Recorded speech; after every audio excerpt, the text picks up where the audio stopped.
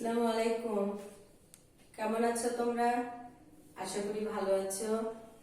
আমি নাসরিন জাহান, BMI madam. আমি তোমাদের আজকে সেকেন্ড ইয়ারের দ্বিতীয় অধ্যায় পড়াবো। এর আগে আমি তোমাদের কি পড়াইছি? কর্মী। হ্যাঁ, যে কোনো প্রতিষ্ঠানের মানব সম্পদ বা কর্মী তোমার সংগ্রহ বা নির্বাচন আমরা কিভাবে করেছি। আজকে আমরা সেই কর্মীর সুবিধা, তারপরে বেতন, তাদের বদলি, ছুটি, এগুলো বিভিন্ন বিষয়গুলো আমরা আলোচনা করব। আচ্ছা, তার মধ্যে আলোচনা করব বেতন ও মজুরির পার্থক্য। ঠিক আছে? আচ্ছা, তাহলে কি বলতেছে যে প্রতিষ্ঠানে কর্মরত কর্মীদের হ্যাঁ বেতন মজুরি বাদে যে অতিরিক্ত আর্থিক বা অনার্থিক যে সুযোগ সুবিধাটা দেওয়া হয় সেটাই তোমার হচ্ছে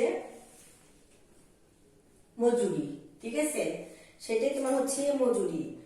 আর কি করা হয়, তারপরে তোমার হচ্ছে যে শিল্প কারখানায় নিয়োজিত বিভিন্ন শ্রমিকদের যে পরিশ্রমের বিনিময়ে যে পারিশ্রমিক দেওয়া হয় সেটা হচ্ছে বেতন বা মজুরি আর কি।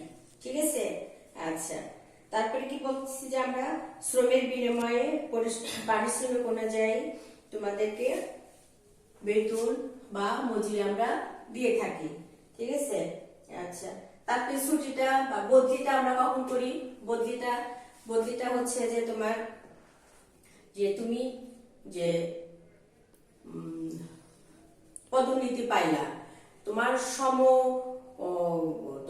তুমি যে পোস্টে চাকরি করো সেই সম মর্যাদা সম্পূর্ণ পদে রেখে এরকম কোন প্রতিষ্ঠানে তোমাকে বদলি করা। আচ্ছা, আর ছুটিটা ভ্যাকেশন যেটা সেটা তুমি কর্তৃপক্ষের অনুমতি সাপেক্ষে তুমি সে কর্মস্থল থেকে যে কয়দিন মানে অবসর নিবা সেটা তোমার হচ্ছে ছুটি। তাহলে আমরা তোমাদের কাছে কি বলবো যে কর্মী সুবিধার মধ্যে আছে কর্মী সুবিধা, বেতন, বদলি, ছুটি, বেতন ও মজুরির মধ্যে যে পার্থক্য, এগুলো আমরা আজকে আলোচনা করব। আচ্ছা, প্রতিষ্ঠানে কর্মরত কর্মীদের বেতন মজুরি বাদে যে অতিরিক্ত আর্থিক বা অনার্থিক সুবিধা প্রদান করা হয় সেটাই হচ্ছে বেতন। আর শিল্প কারখানায় নিয়োজিত শ্রমিকদের তাদের শ্রমের বিনিময়ে যে পারিশ্রমিকটা আমরা দিয়ে থাকি সেটা হচ্ছে তোমার মজুরি। আর বদলি হচ্ছে তোমাকে সমমর্যাদা বা সম্মান দিয়ে, ঠিক আছে, প্রতিষ্ঠানে নিয়োজিত তোমাকে সমমর্যাদা এক স্থান থেকে অন্য স্থানে বা এক বিভাগ থেকে অন্য বিভাগে নিয়োগ বা প্রেরণ করাকে আমরা বদলি বলতেছি।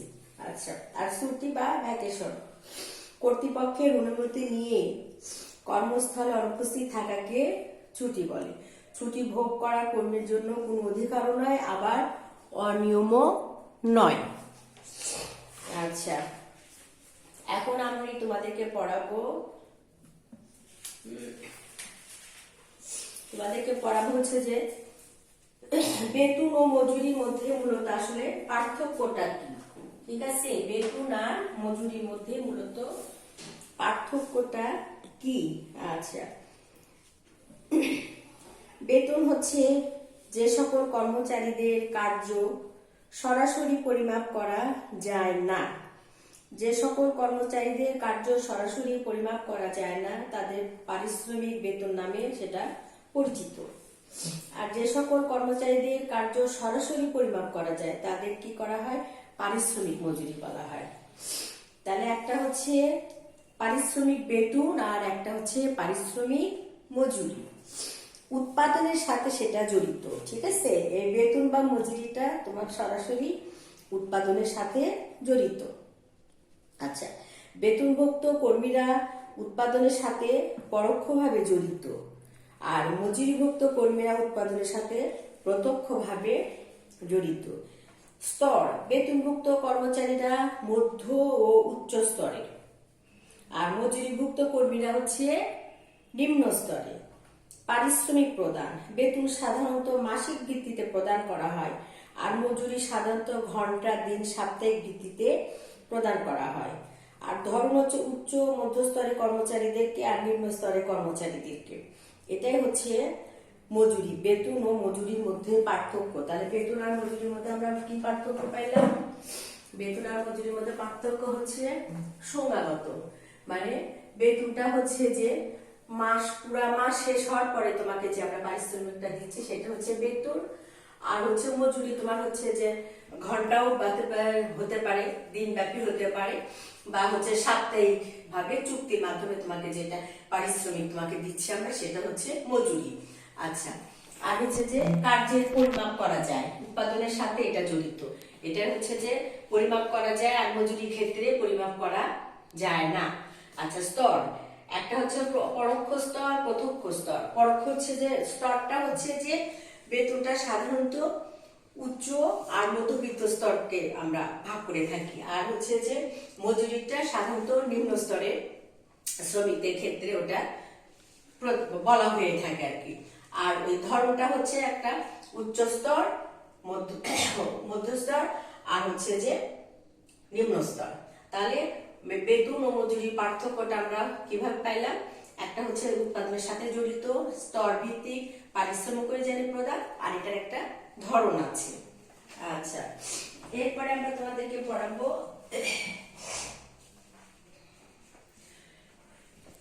বদলি কি। আচ্ছা, এর আগে একটু বলছি আমরা, যখন কর্মী ও কর্মীকে একই প্রতিষ্ঠানে অন্য স্থানে সমপদে একই দায়িত্ব কর্তব্যে পদস্থিত করা হয় তখন তাকে বদলি বলে। এর ফলে কর্মীর পদমর্যাদা, বেতন, দায়িত্ব, কর্তব্যে তেমন কোনো পরিবর্তন হয় না। যেটি পরিবর্তন হয় সেটা হচ্ছে নিম্নরূপ। কেমন? মানে প্রতিষ্ঠানের প্রয়োজনে, ঠিক আছে, তোমাকে বদলি করা হচ্ছে। আবার কর্মীকে যে কোনো কাজে উপযুক্ত করা, তোমাকে উপযুক্ত করার জন্য আর এক জায়গায় তোমাকে বদলি করা হলো। কর্মী নিজের আবেদনের প্রেক্ষিতে, অনেক সময় এমপ্লয় যারা তারা একটা তার সুবিধার জন্য অনেক সময় একটা অ্যাপ্লিকেশন করে যে অমুক জায়গায় আমাকে রাখলে আমার সুবিধা হবে, সেই ক্ষেত্রে আবেদনের প্রেক্ষিতে তাকে বদলি করা হয়।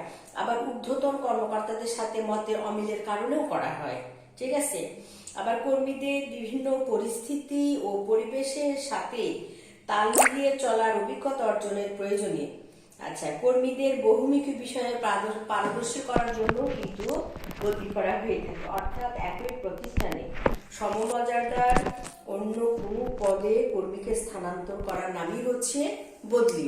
সুতরাং ব্যবস্থাপনা কর্তৃক প্রতিষ্ঠানে নিয়োজিত কর্মীদের বেতন, দায়িত্ব, পদমর্যাদা ঠিক রেখে এক বিভাগ থেকে অন্য বিভাগে অথবা বর্তমান কাজ থেকে অন্য কাজে বা পদে কর্মস্থল নির্ধারণ করা হলে তাকে বদলি বলা হয়ে থাকে। আচ্ছা, এখন তোমরা দেখো, মোটামুটি শর্ট প্রশ্নের মতো বলে আমরা পড়াবো তোমাদেরকে। সেটা হচ্ছে যে ছুটি। ছুটিটা কি? এর আগে আমি একটু সংক্ষিপ্ত আলোচনা করছি। আবারও দেখো, ছুটিটা হচ্ছে সাধারণত কর্তৃপক্ষের অনুমতি নিয়েই কর্মস্থলে অনুপস্থিত থাকাকে ছুটি বলে। কর্তৃপক্ষের অনুমতি নিয়েই তুমি থাকছো।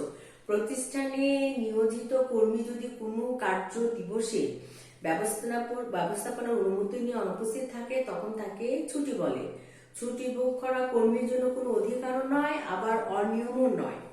নিয়ম অনুযায়ী কর্তৃপক্ষ কর্মীদের জন্য ছুটি সুবিধা প্রদান করে থাকে। ছুটি কর্মীকে সাময়িকভাবে দায়িত্ব হতে অব্যাহতি দেয়। ব্যক্তিগত বিভিন্ন প্রয়োজনে প্রতিষ্ঠানে কর্মীদের ছুটি নেওয়ার দরকার হয়। ছুটি কর্মীকে সাময়িকভাবে দায়িত্ব হতে অব্যাহতি দেয়। ব্যক্তিগত বিভিন্ন প্রয়োজনে প্রতিষ্ঠানে কর্মীদের ছুটি নেওয়ার দরকার হয়। ব্যবস্থাপনা কর্তৃপক্ষ কর্মীদের প্রয়োজনের কথা বিবেচনা করে কর্মীদের ছুটি অনুমোদন করে থাকে। ছুটির বিধি 16 এবং 24 নং-এর বিধান থাকা সত্ত্বেও ছুটি অধিকার হিসাবে দাবি করা যায় না। পরিশেষে বলা যায়, প্রতিষ্ঠানে নিয়োজিত কর্মী তার ব্যক্তিগত বিভিন্ন প্রয়োজনে কর্তৃপক্ষের অনুমতি সাপেক্ষে কর্মস্থলে অনুপস্থিত যে থাকে যখন, সেটাকে ছুটি বলা হয়।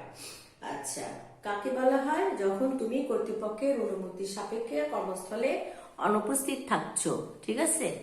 আচ্ছা, এরপরে আসতেছে ছুটি বা ভ্যাকেশন কত প্রকার এবং কি কি।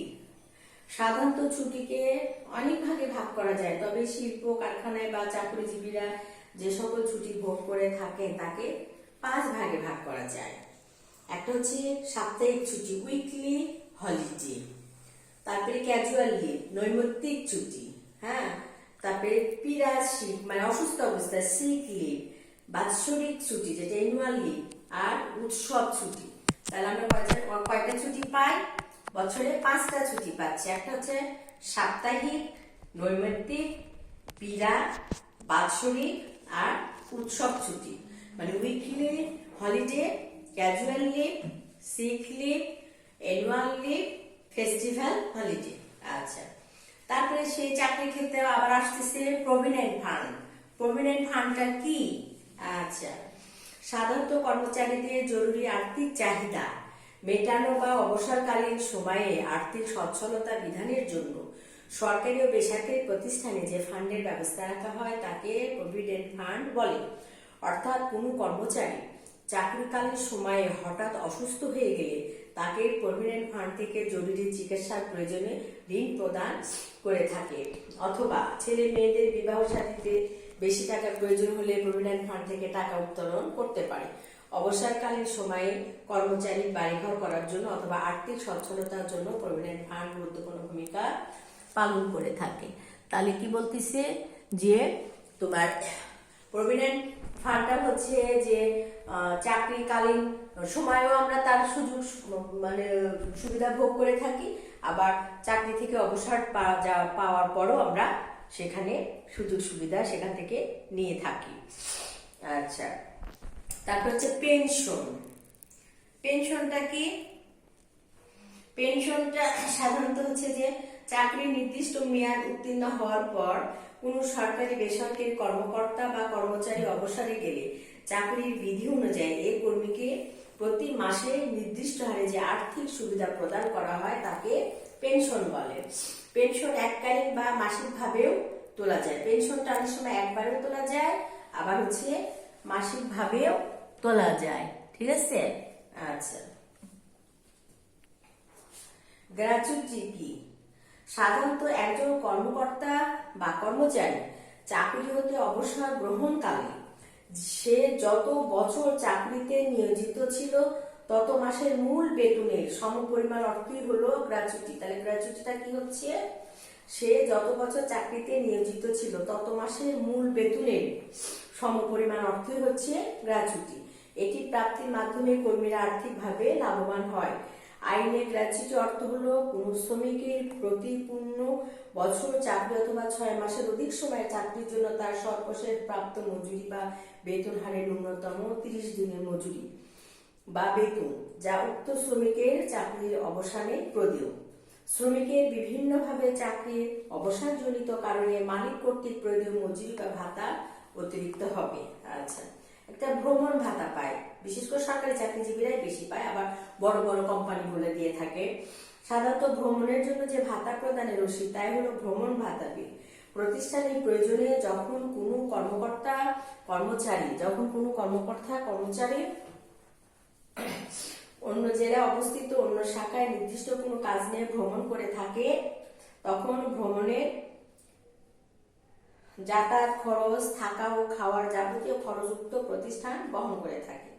পরিবহনে যাতায়াতের টিকিট, হোটেলে থাকা খাওয়ার বিলের রসিদ সহ প্রতিষ্ঠানে ছাপানো নির্দিষ্ট ফরমে ভ্রমণের যাবতীয় খরচের তথ্য প্রতিষ্ঠানের সংশ্লিষ্ট শাখায় হিসাব বিভাগে জমা দিলে ভ্রমণ ভাতা বিল বাবদ উক্ত কর্মচারী বা কর্মকর্তারা তার পাওনা টাকা পেয়ে যান। এটাই হলো ভ্রমণ ভাতা। এটাই হচ্ছে কি? ভ্রমণ ভাতা। আচ্ছা, কর্মীদের বিশেষ সুবিধা সমূহ।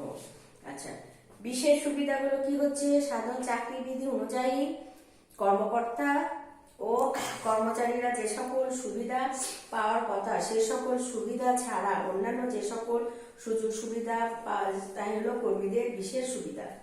বিশেষ সুবিধাগুলো নিম্নে দেয়া হলো: ব্যক্তিগত ক্ষমতা,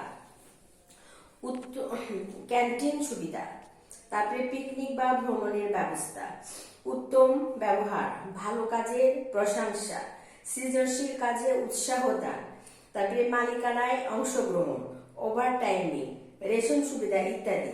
তাহলে কি বলতেছে যে সাধারণত চাকরি বিধি অনুযায়ী কর্মকর্তা কর্মচারীরা যে সকল সুযোগ সুবিধা পাওয়ার কথা, সে সকল সুযোগ সুবিধা অন্যান্য যে সকল সুযোগ সুবিধা পায় সেটাই হচ্ছে কর্মীদের বিশেষ সুবিধা।